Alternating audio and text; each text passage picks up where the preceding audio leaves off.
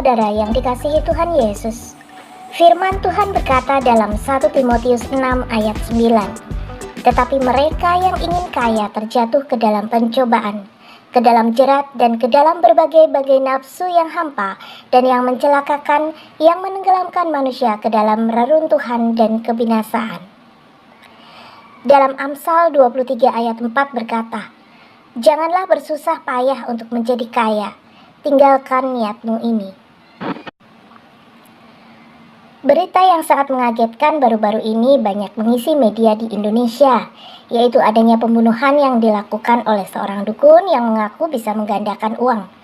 Dan sangat disayangkan ada korban yang merupakan dosen salah satu perguruan tinggi terkemuka di Indonesia. Mengapa bisa terjadi? Orang percaya dengan hal seperti ini, padahal kejadian seperti ini bukan yang pertama kali. Apapun masalah yang saudara hadapi, jangan sampai kehilangan iman dan hikmat dari Tuhan. Apa yang ditawarkan oleh dukun dengan cara apapun, apakah dengan kuasa kegelapan, ataupun dengan yang lainnya, jangan saudara ikuti. Karena firman Tuhan berkata dalam 1 Timotius 6 ayat 9, tetapi mereka yang ingin kaya terjatuh ke dalam pencobaan, ke dalam jerat dan ke dalam berbagai-bagai nafsu yang hampa dan yang mencelakakan, yang menenggelamkan manusia ke dalam reruntuhan dan kebinasaan. Dan di Amsal 23 ayat 4 pun berkata, jangan bersusah payah untuk menjadi kaya, tinggalkan niatmu ini. Jelas sekali, motivasi ingin kaya harus ditinggalkan. Anak Tuhan tidak perlu punya motivasi dunia seperti ini. Yang perlu dilakukan hanyalah bekerja dengan sebaik-baiknya, dan soal berkat itu adalah bagian Tuhan. Jika saudara mengalami masalah ekonomi yang berat, janganlah tergoda dengan godaan tipuan iblis. Tuhan sanggup menolong dengan cara yang ajaib, sebab Dia adalah Allah yang Maha Kuasa. Tinggal saudara menunggu waktu Tuhan dengan sabar dan lakukan bagian saudara dengan baik. Berserah dan menyerah kepada Tuhan dan berdoalah dengan tekun dan terus berharap dengan setia akan pertolongannya. Kunci dari kebahagiaan hidup bukan terletak pada materi yang banyak, tetapi pada rasa syukur yang kita naikkan. Adakah kita bersyukur dengan yang kita miliki? Jangan pandang dan iri kepada orang lain, karena masing-masing mempunyai berkatnya sendiri. Kita harus bersyukur karena banyak perkara yang bisa kita nikmati, karena Tuhan memberikan kepada kita karunia untuk menikmati. Sebab ada orang yang diberi banyak harta benda materi, tetapi tidak bisa menikmatinya. Bersyukurlah dan jangan tinggalkan iman kepada Tuhan Yesus. Jika saudara mau ditolong Tuhan, datanglah kepadanya, minta Tuhan Yesus masuk dalam hidup saudara, dan percayalah bahwa Dia adalah Tuhan dan Juru Selamatmu di dunia ini dan di dalam kekekalan, yaitu di surga. Sekarang ini kan baru ribut masalah penggandaan uang. Iya Pak Daud. Sebenarnya perlu Thomas tahu bahwa kekuatan gaib itu bisa memanipulasi high-tech. Oh. Jadi kekuatan gaib itu bisa memanipulasi high-tech. Ya. Perlu Thomas tahu bahwa pengetahuan iblis itu lebih banyak melebihi pengetahuan manusia. Oh ya. Karena iblis itu sudah ada sebelum manusia diciptakan. Jadi high-tech itu bisa dimanipulasi oleh kekuatan gaib. Nah, jadi penggandaan uang itu perlu Thomas tahu, iya Pak Daud, itu tidak benar dan itu bohong. Iya Pak Daud. Itu hanya manipulasi kekuatan gaib dan itu jenis hipnotis. Oh. Karena perlu Thomas tahu bahwa di dunia gaib tidak ada percetakan uang. Dan perlu Thomas tahu bahwa uang dicetak itu ada nomor serinya. Betul Pak. Jadi kalau ditanya ada enggak penggandaan uang. Bohong semua. Ya. Tidak ada.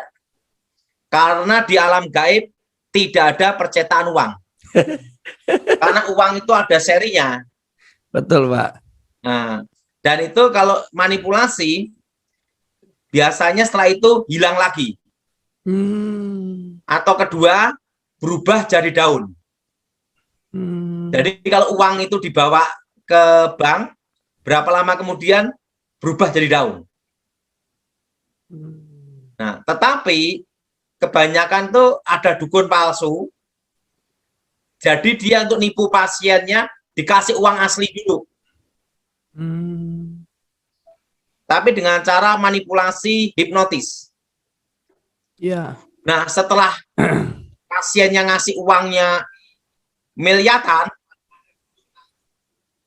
inginnya kan digandakan lebih banyak kan gitu. Betul, Pak. Nah, uangnya pasiennya diambil. Setelah itu selesai. Jadi tentang penggandaan uang, jangan percaya dan jangan lakukan. Yes. Karena di uang itu dicetak ada nomor serinya. Nah, kedua tentang harta karun. Pengambilan harta karun lewat gaib itu 95% bohong. 95% bohong, Pak. Tapi 5% ada yang asli. Nah, 5% asli itu pun biasanya didapat orang kebetulan nyangkul. Betul, Pak. Atau pakai alat metal detektor. Iya, Pak. Jadi kalau pengambilan pusaka, harta karun emas, sampai bertonton, itu tidak ada. Iya. Nah, kalau ada, dukunnya tidak akan praktek. Kenapa? Ambil sendiri. Betul, Pak. Sikat sendiri. Jadi itu, karena dalam dunia perdukunan, zamannya kakek nenek saya, sebelum saya bertobat, penipuan dukun itu sudah 75%. Oh. Nah, yang asli 25%. Ya. Dan waktu itu zaman dulu belum ada teknologi seperti HP-HP seperti ini. Ya. WA gitu tuh, kamera enggak ada. Jadi untuk manipulasi pakai handphone lain-lainnya tuh susah. Nah, Ya. itu aja yang asli tinggal 25%. Ya. Apalagi zaman sekarang itu bisa pemalsuan itu, dukun palsu itu 98%.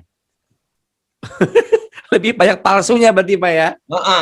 Yang 2% ada yang asli.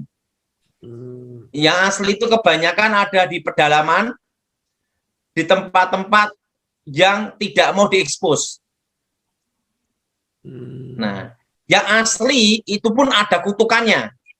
Oh. Nah, kayak orang ilmu kebal itu kutukannya, keluarganya itu tidak ada damai dan kawin cerai. Ya. Dan waktu mau matinya susah. Ditolak langit, tolak bumi, matinya pelan-pelan. Menderita. Dan mati ke neraka. Itu yang asli. Apalagi yang palsu. Udah kena kutukan, ketipu lagi. Sumpah serapah lagi.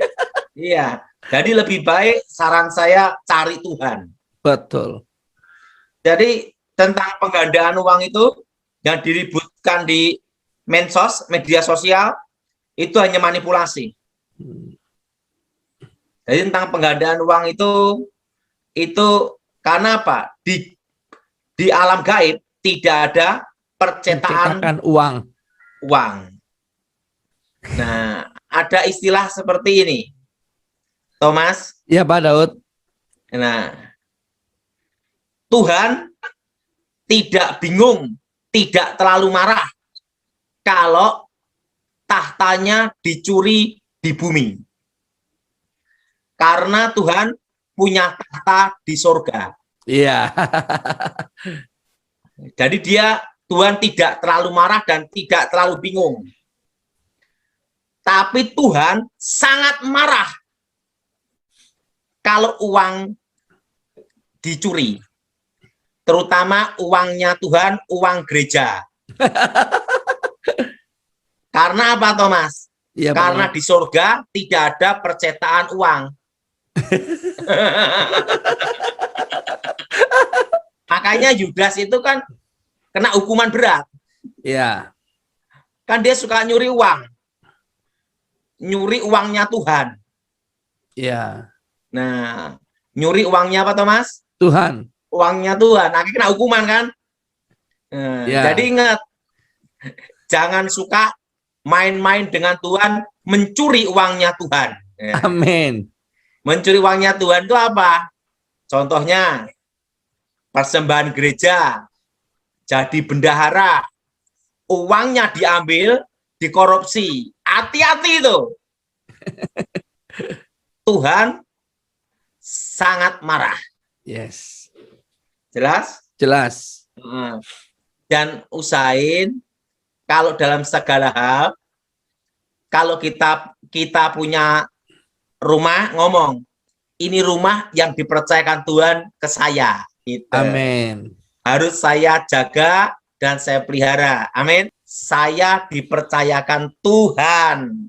Amin. Jadi kata-kata itu harus Hati-hati. kita harus, hamba Tuhan harus ngerti. Jadi ini rumahnya siapa? Ini rumah yang dipercayakan Tuhan ke saya. Seperti kita punya anak dipercayakan Tuhan kan? Iya. Nah, perusahaan mobil juga itu Tuhan berkati kita, uangnya kita belikan mobil, betul? Betul. Nah, tapi ingat, jangan sekali-sekali ngomong ini mobilnya Tuhan.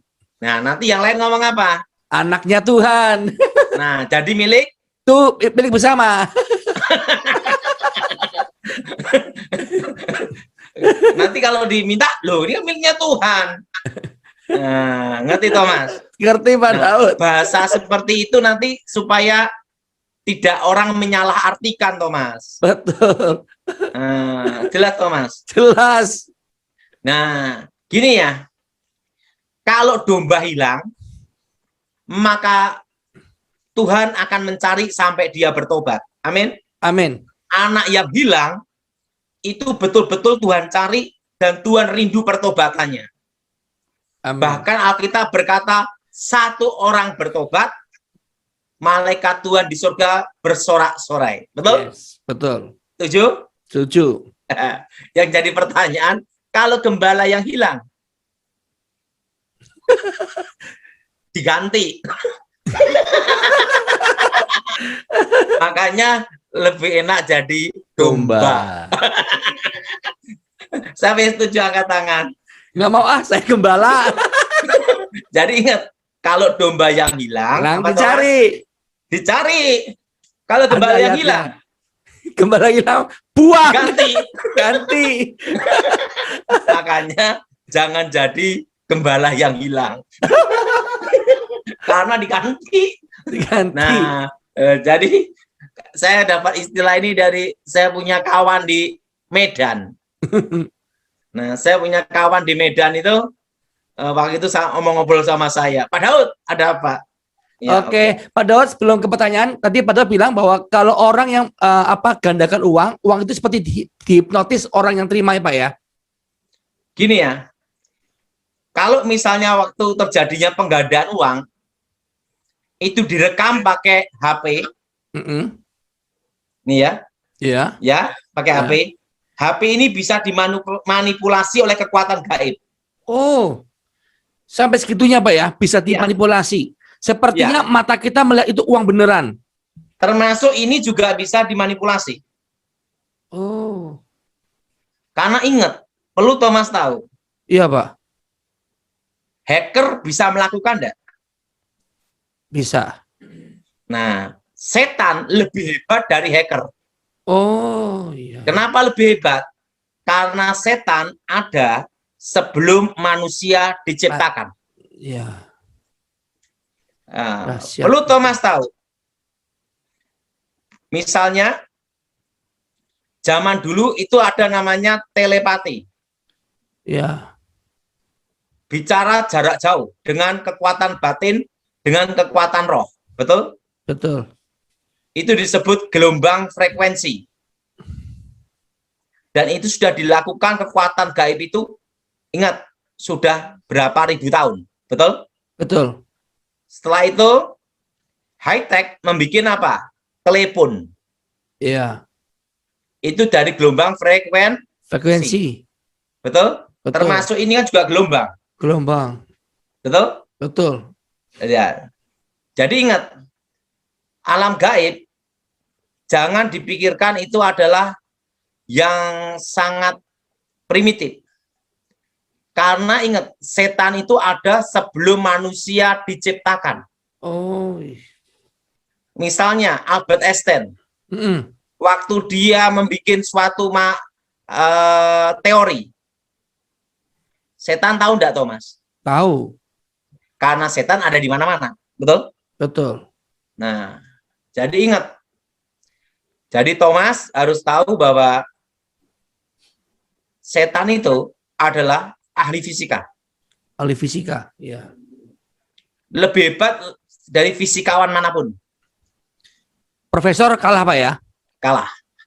Nah, buktinya apa? Teori materi in energy, energy in materi, tentang kecepatan cahaya. Bayangkan, para profesor doktor memecahkan kepalanya pusing. Betul? Betul. Betul? Betul. Nah, yang kedua, ingat, para dukun, nyantet atau pasang susuk sudah menerapkan teori itu.